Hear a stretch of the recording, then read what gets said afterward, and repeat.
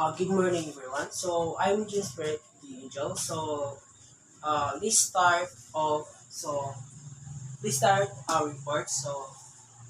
Let's talk about the burial. So this is the Mangidanar burial custom involved the cleaning and wrapping the deceased. In the white clothes, gigamit na siya for the white cloth para itabon from the deceased, boring them in the darkened cave. So covering with a soil, but not some cementing the top, due the belief in resurrection post-burial counseling activities known as the Pandinga are typically held on specific days. Next, let's talk about the beliefs. Beliefs influence of the Islam's, while this a traditional belief of persons the are the predominantly Muslim. Therefore, their spiritual landscape is the syncretic mix where the Islamic traditional and the practice are the influenced with the local custom. So this is the there's the big so there's just the one God. They talk about the uh, in the Islam there are the one God names of Allah, but their respect uh, for the Diwata and deities. But let's talk about the Magoyan. They are the same but deities, but they are primordial deity, but they are same to Diwata. Uh, uh, a Magoyan primordial deity from the Visayan mythology. Consider the goddess of the sea and the underwater through the sun great contrary here as the male genderless. The sa tuwa pa lang, tawag na to siya princess na kadagatan, like mermaid, yan sense na for the sa goddess. Sa Muslim lang, goddess na siya for the sea. And Allah. Allah is the unique singular God, the creator and sustain of the universe, and the ultimate judge of the all Christian Muslim belief is Allah. Di pag-i-disang siya na, but there are respect. Pero there's one God for the Muslim, but there are respect for Diwata. Um, so Allah is the perfect attribute. Often this is described through his 99 beautiful names.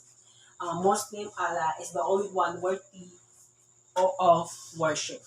So next is the ritual. So ritual Sagayan. So this is the ancient priest Islam dance.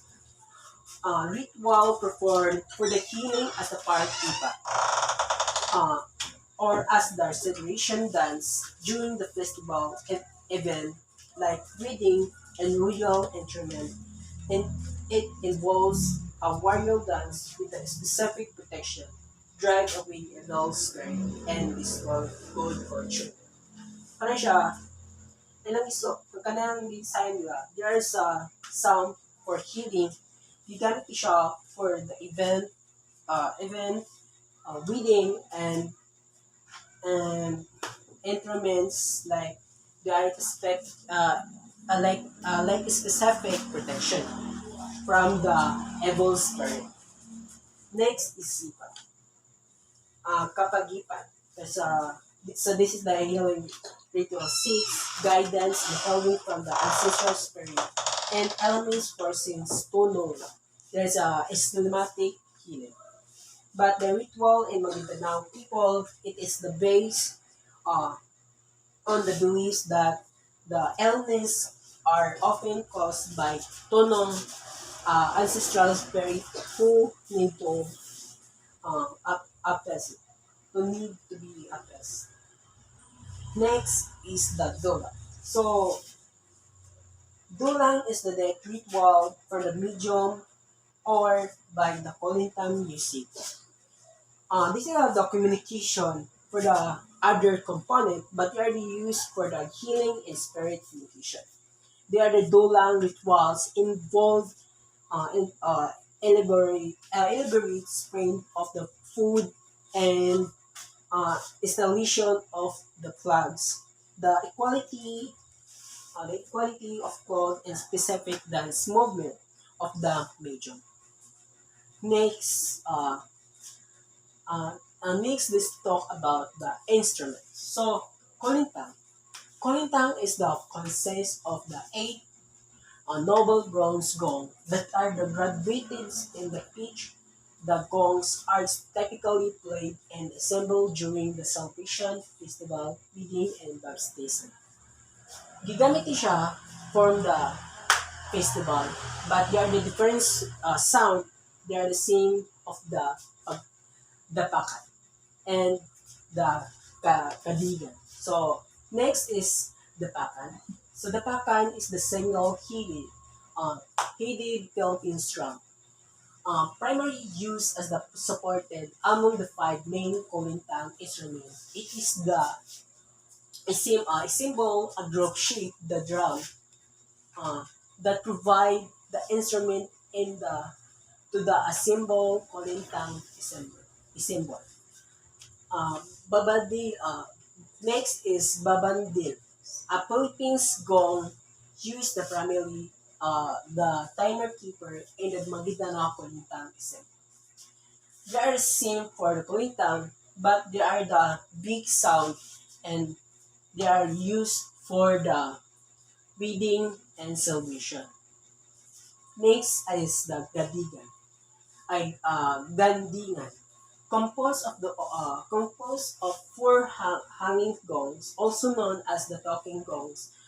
They act as the secondary melody in Kolintang and the ensemble. So, si gandingan, there are different boys with small, medium, and large so, music. That is the holy for gandingan. So, next is agong. A traditional musical instrument, specifically a set of the two wide green vertically suspended gongs used by various indigenous groups in the Philippines and surrounding the region primarily as a support. They are same from the the other uh, tribe of this agong. They are used for anything Kolintang instrument symbols. So now, uh, uh, so instrument is the also important. They are instrument like Kolintang, the Kolintang, the Bakan, and Babandel, and Gadingan, and last is Ago. They are used celebration for eating instrument of festival and other wedding. Next, next is festival. Next is festival. Festivals are like the Inaol Festival. So Inaol Festival is the February in Buluan, Maguindanao del Sur. What is celebration? The Inual Festival celebration, the traditional Inual fabric and Halloween textile that symbolize the creativity, culture, and identity of the Maguindanao people. It highlights the artistry of local weaver and promotes the local fairs. Textile industry through the fashion show, culture, dance, and trends. Next is the Shari Kabunsuan Festival, when every day is December and the Cotabato City, formerly, formerly part of the Mindanao. What is the celebration? This festival, Malay missionary who introduced the Islam to mainland. Uh, Mindanao in the 16th century, the event showcase Islamic tradition for parades, presentation, and train fairs. reflecting the Islam faith, the heritage of Maguindanao people. Next is the Sagayan Festival, when as usually held during the local town fiestas or anniversaries and different municipalities of Maguindanao. So, what is the celebration? A celebration is the Sagayan Festival, showcase a Sagayan dance, a traditional war dance of the Maguindanao and Maranao people. It symbolizes the bravery and heroism of the ancestral warrior and the performs to the ward of evil spirit and during the blessing during important community and celebration. Uh, the the celebration of festival like the annual festival and Sharik Kagotuan festival, which the highlights their culture and historical. That's all the festival. And let's talk about next is let's talk about the foods. So foods.